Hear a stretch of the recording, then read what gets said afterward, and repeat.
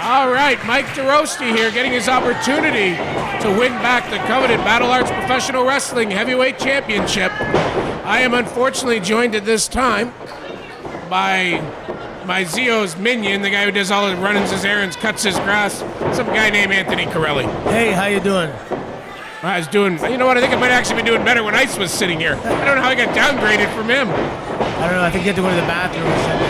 Look at these guys, Mike Dorosti, I noticed when he came in, I don't mean to be picky or rain on his parade, but he was really paying attention to the kids in the front row.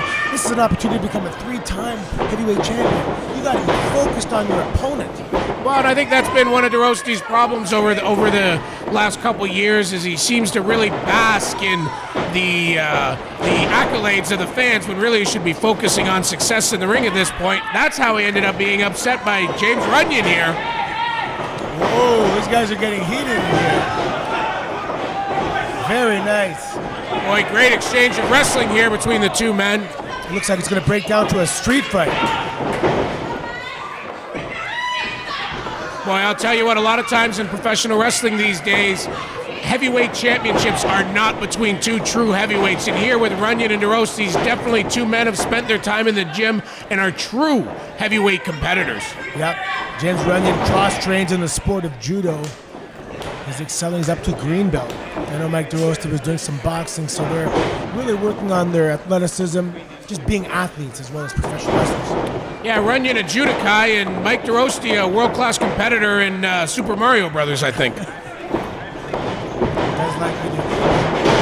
Nice arm drag there by Runyan and one by Dorosti. They're exchanging. No one's really got the upper hand here, definitively. Well, I mean, I hate to admit it, Carelli, but I mean, you've been in some pretty serious contests yourself, some pretty major matchups over the years, so you know the feeling out process that these two men are going through. They know each other pretty well. They're kind of feeling each other out. It's kind of like a football team when it scripts its first 20 plays. It's kind of seeing how the opponent reacts to things so they can set up their long-term game plan and how they're going to play this in the end game in this contest. Yeah, even in boxing sometimes they're just trying to time the other person's rhythm and just find that half beat in between there and, penetrate the defense. Both these guys here have been able to reverse each other's maneuvers early on. We've seen a little bit of offense from both. They're both playing it careful. It seems like they're both playing. I don't think we're going to see a win here in the opening minutes. This is something that's going to go 10, 12, 14, 15 minutes into this contest, I think, potentially, before we see somebody really get an opportunity to win this thing at this pace. Yeah, both guys are in excellent cardiovascular conditioning. They're gonna go for a while here. It's funny, these guys have a tremendous amount of respect for each other, but it seems like right now they're getting a little heated and that respect is going out the window. Here we go, now they're starting to throw fists. Well, that's what happens when you're a true competitor. I mean, you know what it's like, Anthony. In there, you can like a guy all you want. You can respect him all you want, but when he has what you want or he's trying to take what you have, you're going to pull out all the stops. Yeah, victory, nothing gets in the way of victory. At all costs. Because you never know when the opportunity is going to present itself again. You have to seize the moment, every moment. You know what? In this industry, much like many sports, if you let an opportunity to seize that brass ring pass, you don't know when that opportunity will come around again. It might be a month, it might be 6 months, it might be 6 years. So you get it might be never. So you get those opportunities, you take them. Yeah, you don't want to be the guy sitting at the bar regretting the fact that he didn't take advantage of the opportunity. Yeah, you always know those people who you meet over the years and they always say, well, but that. But, the old saying, if ifs and buts were candies and nuts, we'd all have a Merry Christmas. Yeah. The Eminem song, Lose Yourself. Anyway, sorry, we get distracted. Boy, so much for respect there as Runyan dropping Dorosti right across the apron there, chin first. Yeah, they're fighting on the outside. They got to be careful here. Both guys are getting close to that 10 count multiple times now. Back in the ring. I got to say, Dorosti always in tremendous condition, but he's got to be as big as I've ever seen him. Just the pure mass on him is unbelievable. And Runyan is really, you're starting to see the effects of him training in the gym, the cross-training, like you said. He's really coming into his own as an athlete. Yep, he's getting more and more confident now that he has the heavyweight championship. His confidence is through the roof. Dorosti actually lost 5 pounds, but it was all fat, so you can see it's more defined, and it actually appears to be bigger. You're right. Big exchange of right hands here. Yeah, they're going for broke right now. Here comes Dorosti, the power factor coming into play. It looks like Don Morocco. But fatigued. All that muscle requires oxygen. Oh, Runyan rolling right through into a single leg crab if he can turn him over here. Dorosti fighting him. Wow, Dorosti working on his defense. Before, he was just focused on offense, and that's why he had some holes sometimes. Yeah, that's something new out of Dorosti there. Blocked it. Nice stiff punch in the mouth. Back to the leg lock. Oh, he's going in for the knee bar. He's got to pull Dorosti away from that rope there. He's getting close, he's getting close. Either you should be the other direction. There it is, you got it. Oh. See, right here, Runyan should be using his hips to try to pull to the middle of the ring, pull Dorosti away from that rope. And he was able to make it to the ropes and live to fight another day. Yeah, though Runyan's done some damage to that knee of Dorosti's. Yeah, but man can't stand. Man can't fight. Here he goes. Whoa! Little desperation arm lock. He's just going to leave it all in the ring tonight.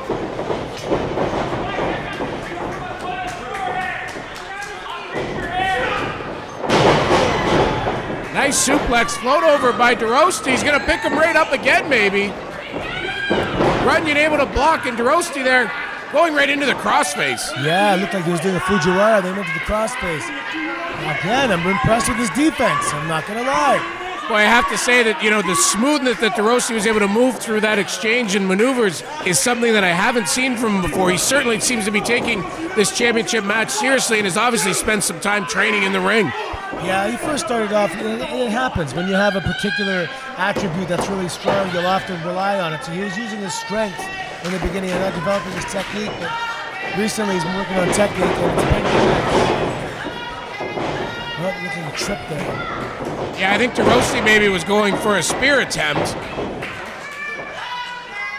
Runyan now smartly taking him down, has him in the side headlock, really wrenching on the head. He can actually be submitted just from a headlock. Absolutely. You turn this into a neck crank very easily, and even if you don't get the submission, the wear down effects of this are brutal. Apparently, Yoshida in Japan, Olympic gold medalist in judo, would submit people in MMA via headlock, just like that. That's how strong he was. Runyan with a double underhook here. Look, he was going for a tiger driver. Dorosti able to backdrop him out of it. Oh, Dorosti hits that spear. He nailed it. Should be going for the cover here. Yeah, he's right there. He's right beside him. Just put your arm over something. And maybe he must have got his bell wrong on the impact because he was out for a second himself. Dorosti clutching at that knee still. Boy, that's a mistake. Dorosti rolling away from Runyan. Instead, he could have rolled over and at least went for a cover attempt. Even if he didn't get the 3 count, put that body weight on the man and wear him down. He must have got his bell rung pretty bad. Oh, Runyan with a double leg, and now he gets it over into that single leg crab. Ring the bell. I didn't see a tap. I mean, maybe Dorosti verbally gave up? Must have been verbally. Due to referee stoppage, and still the Battle Royals Academy heavyweight champion, by timeout, James Runyan. Well, I gotta say, I'm a little shocked there how that finish appeared to come out of nowhere, but Runyan apparently getting Dorosti to give up and retains the Battle Art Heavyweight Championship. Yeah, he kept going back to the leg. He knew he must have scouted him or knew he had a weakness in his legs, but he kept going back to it and it paid off. He tapped out in the end. Oh, my man, Dorosti there roughing up the referee. That's the referee. Don't touch the referee.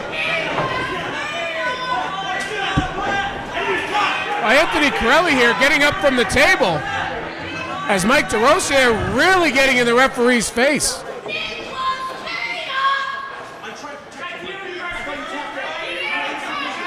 Dorosti saying that he didn't tap out or verbally give up.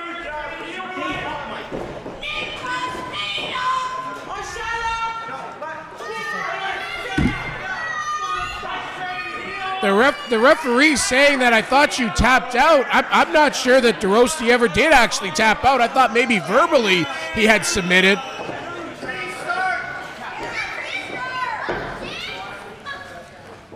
James Runyan at a loss. Looks like he's a little upset with what may be a hollow victory. Oh! But he lays out Dorosti.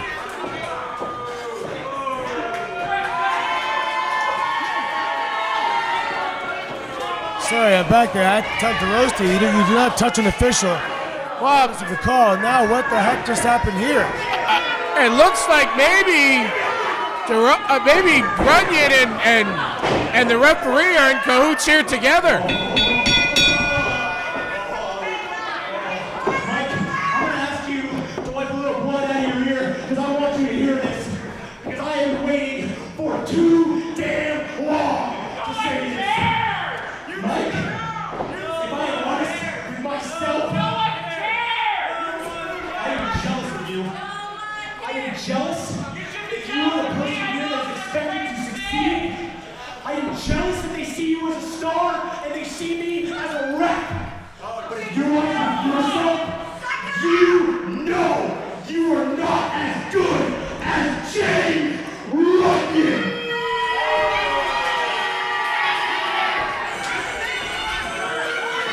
This gym is filled with lazy, weak cowards, and that's just you people. But I'm not talking about the pieces of trash behind that curtain that James Runyan has to dirty his hands with every time he comes into this ring to dominate. I've never seen this side of him. We have been overlooked. We have been disrespected. I would like to welcome you people to the new age of battle arts. I would like to welcome you to the new face of professional wrestling. And I would like to welcome you to the era of the chosen champion, James Runyan. All right, well, Nick Wildey there, I think maybe just giving you his resignation as a referee here for Battle Arts. He seems to firmly be aligned with James Runyan, and he doesn't seem too happy with your politics. I am in shock from what just happened right now. These guys, I'm shocked that Nick Wildey thought it was a good idea to take his shirt off. well, he's been working out and he's improved a little bit, so he's confident. Well, he's got lots of confidence, and I'll tell you what, I mean, channeling a little Paul Heyman there, maybe some Bobby the Brain Heenan that, you know, really going to town there with passion and with force, and saying that, you know, James Runyan and himself will not put up with the way they've been treated and overlooked for your chosen boy there, Mike Dorosti. Wow. Dorosti looks defeated physically, literally, emotionally. Well, I'll tell you what, James Runyan kind of coming out of nowhere to win the championship, now aligning himself with Nick Wildey. Certainly, there's a force that's being formed here in Battle Arts Professional Wrestling. And Anthony Carelli, you're going to have to figure out how you answer that.